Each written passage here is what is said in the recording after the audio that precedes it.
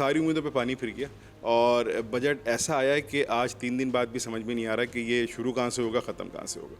कोई ऐसा बड़ा रिलीफ नज़र नहीं आता, कोई ऐसा बड़ा इंसेंटिव नज़र नहीं आता जो इंडस्ट्री की ग्रोथ के लिए हो, बल्कि फ़र्दर टैक्सेस लाए गए और बड़े घुमा फिरा के लाए गए। अगर ये लोग पाकिस्तान से सनतकार भी चले जाएंगे और प्रोफेशनल लोग, हाईली स्किल्ड लोग भी चले जाएंगे, पीछे क्या बचेगा? जब लोकल इन्वेस्टर इन्वेस्ट नहीं करेगा तो फॉरेन इन्वेस्टर कैसे इन्वेस्ट करेगा?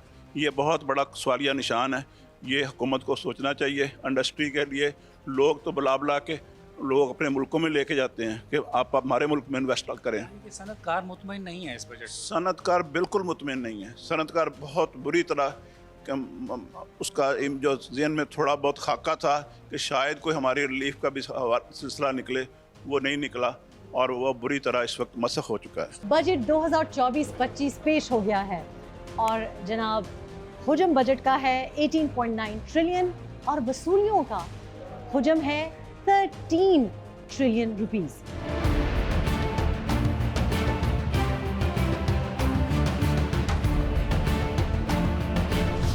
मजे की बात यह है या अफसोस की बात यह है कि गुज़िश्ता साल भी तनख्वाहदार तबके ने सबसे ज़्यादा 300 अरब टैक्स दिया, रिटेल एंड होलसेल ने 71 अरब टैक्स दिया और इंडस्ट्री पे 61% टैक्स का बोझ पड़ा।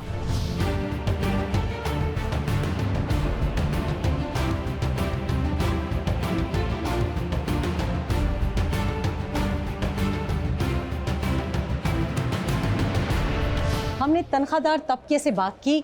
आइए आपको दिखाते हैं कि उनके क्या तहफ़्फ़ुज़ात हैं बजट को लेके। हाँ जी बिल्कुल, वफाकी बजट 2024-25 में तनख्वाहदार तबके पे टैक्स बढ़ा दिया गया है। पिछले साल के निस्बत टैक्स को डबल कर दिया गया है। लोगों से बात करेंगे, जानेंगे उनका क्या मौक़िफ़ है इस हवाले से। बताएंगे कि क्या मौक़िफ़ है आपके साथ?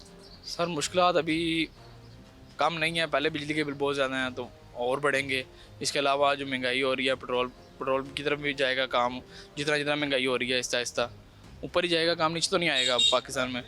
तो जो गवर्नमेंट अब आई है इसने अपना जेब दोबारा भरेगी, जेब भरने आई है, जेब भर के जाएगी अब। और हमने टेक्सटाइल इंडस्ट्री के तहफ़्फ़ुज़ात सुने और उनकी मुश्किलात आपको सुनाते हैं। जी, वफाकी हुकूमत ने 2024-25 का बजट पेश कर दिया है, लेकिन इस बजट में इंडस्ट्री को रिलीफ नहीं दिया गया। इस वक्त मेरे साथ फैसलाबाद चैम्बर ऑफ कॉमर्स के नुमाइंदे मौजूद हैं, सनतकार फैसलाबाद के मौजूद हैं, हम उनसे बात करेंगे। सर सबसे पहले तो ये बताएं, ये जो बजट आया है इसमें इंडस्ट्री को क्या रिलीफ मिला है? बहुत शुक्रिया आपका। इंडस्ट्री को रिलीफ तो क्या मिलना था, इंडस्ट्री के साथ बहुत ही बुरा सलूक हुआ है क्योंकि स्टेट ने बड़ी देर से ये बात चल रही थी कि हम आपको रिलीफ देंगे ताकि हम कम अज़ कम इंटरनेशनल तो नहीं, रीजनल कंट्रीज़ से कम्पीट कर सकें जहाँ पे 6 सेंट से लेके 8 सेंट तक बिजली का रेट है और हमारा 18 सेंट पे लोग कम्पीट कैसे करेंगे। और इवन इथोपिया जैसे मुल्कों में 3 सेंट रेट है और उन्होंने उसको 9% मुतालबा था। तो इंडस्ट्री का ख्याल था हो सकता है कि 12 सेंट पे कोई बात इस थोड़ा वो सिस्टम चलता रहे, लेकिन अभी इन्होंने कोई रिलीफ नहीं दिया और हमने ये बहुत से लोगों को कहते सुना है।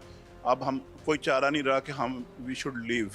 अगर ये लोग पाकिस्तान से सनतकार भी चले जाएंगे और प्रोफेशनल लोग, हाईली स्किल्ड लोग भी चले जाएंगे, पीछे क्या बचेगा? जब लोकल इन्वेस्टर इन्वेस्ट नहीं करेगा तो फॉरेन इन्वेस्टर कैसे इन्वेस्ट करेगा? ये बहुत बड़ा सवालिया निशान है।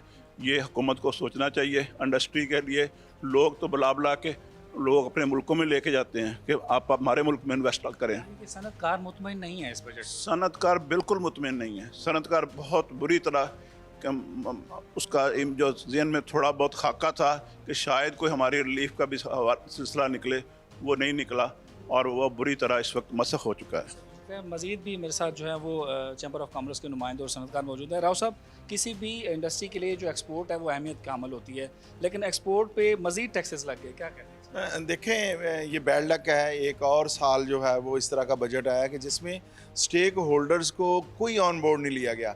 एक्चुअल मसला क्या है? मसला ये है कि वो लोग, बाबू लोग ऑफिस में बैठ के बजट बनाते हैं जिनका रियलिस्टिक बुनियाद पे कोई सनत से, कारोबार से कोई तल्लक नहीं होता।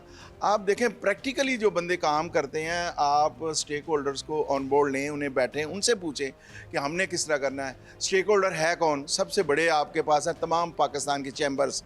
आप चैम्बर्स के लोगों को उनके ऑफिस बेयरर्स को, उनके नुमाइंदगान को साथ बैठाएं, पूछें, आप सवाल रखें कि हम मुल्क को तरक्की की तरफ किस तरह लेके जा सकते हैं। ये सवाल होना चाहिए हुकूमत की तरफ से, चैम्बर्स के नुमाइंदों को, ताजरों के नुमाइंदों को, कि आएँ बैठें, ये हमारे मसाइल हैं, हमने किस तरह इसको आगे लेके चलना है। और इंडस्ट्रियलिस्ट तबका इस बजट को लेके क्या सोच रहा है, आइए आपको दिखाते हैं।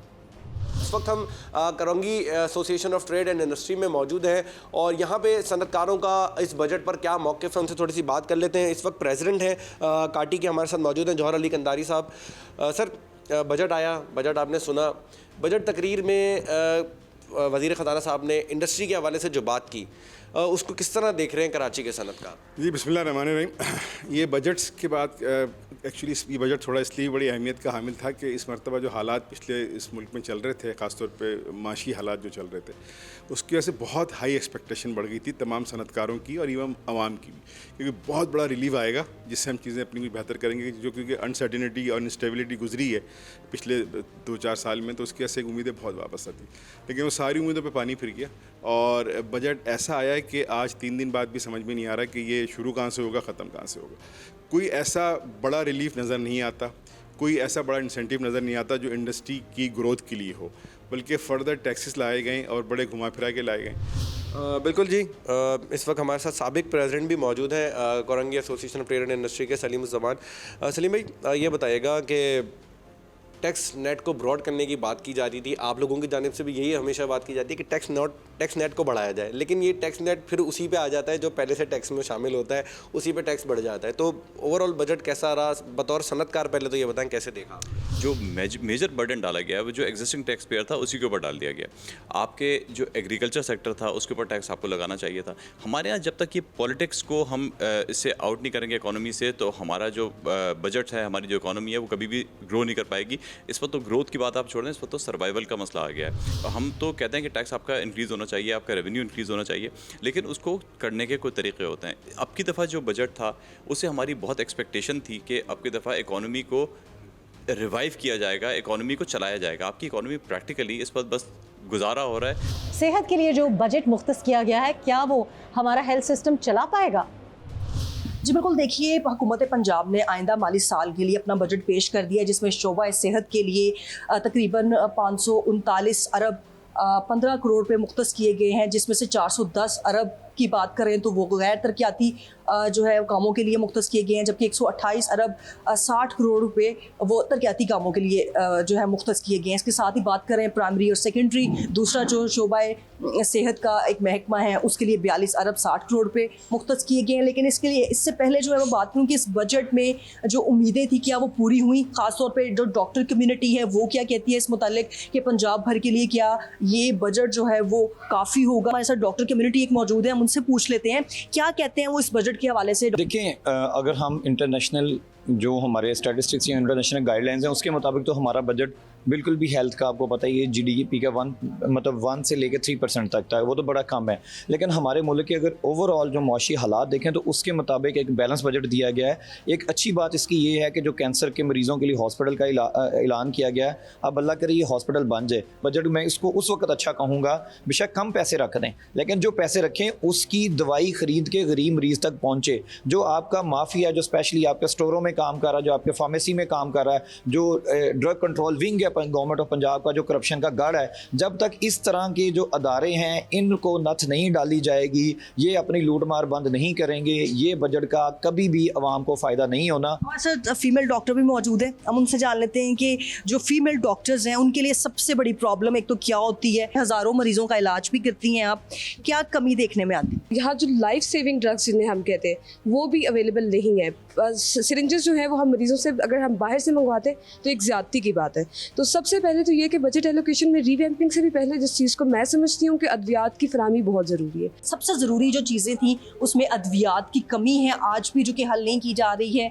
पेशेंट्स के लिए जो डॉक्टर्स की कमी है उनको पूरा नहीं किया जा रहा है, स्पेशली जो फीमेल डॉक्टर्स हैं यहाँ पे हॉस्टल की कमी है। तो वो जो है वो इस जो पंजाब की वज़ीर आला है उनसे ये उम्मीद कर रही हैं कि आइंदा आने वाले दिनों में जहाँ पे नए मंसूबे शुरू किए जा रहे हैं, जहाँ पे नए तरक्याती काम शुरू किए जा रहे हैं, वहीं पे डॉक्टर्स और पेशेंट्स के जो मसाइल हैं वो हल करने की उम्मीद रखते हैं। जी। और हमारे किसान भाई इस बजट को किस तरह से देख रहे हैं, आइए उनसे पूछते हैं। किसानों के लिए क्या कुछ है, कोई रिलीफ है आपकी नज़र में, क्या देखते हैं? बिस्मिल्लाहिर्रहमानिर्रहीम।